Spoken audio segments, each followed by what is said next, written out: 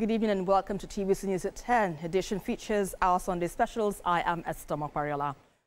Now, President Bola Tinubu has handed over the chairmanship of the Ecowas Authority of Heads of State and Government to President Julius Maada Bio of Sierra Leone, expressing confidence in the region's continued path towards peace, stability and prosperity. The Ecowas Authority's 67th ordinary session closed with a symbolic handover of the emblem to the incoming chair. President Tinubu also highlighted major milestones during his leadership of the regional bloc. And TVC News State House correspondent Femi Akonde reports. For President Bola Tinubu, it was a profound honor and privilege to have led the esteemed regional bloc, adding that he remained deeply humbled by the trust and support extended to him throughout his two-term tenure.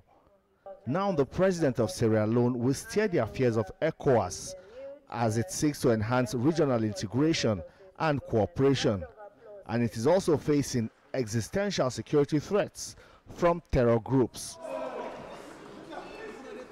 We must equally confront the stark and persistent challenges that continue to impede our aspirations. Foremost among them at the moment are the security threats, violent extremism and other cross-border crimes that have continued to widen and deepen their intensity. In parts of our region, the constitutional order has been disrupted. Yet, across West Africa, citizens, especially our youth, are demanding not just elections, but accountability, transparency, and a fair stake in national life.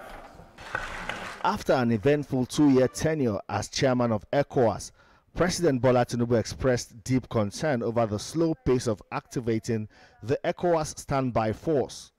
He urged West African leaders to swiftly transition from concept to reality in the collective fight against terrorism and transnational crimes, emphasizing the urgency of operationalizing the force amid escalating insecurity across the sub-region.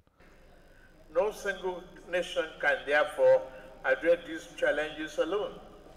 We must strengthen coordination, amplify political will, and prioritize a collective approach to security. This is why the ECOWAS standby force must move from the concept to operational reality now.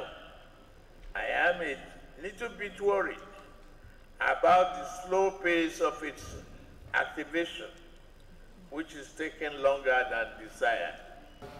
It would be difficult to point to the causes of the hike in attacks, but what I can say for sure is that the threat we are facing cannot be handled by one country alone.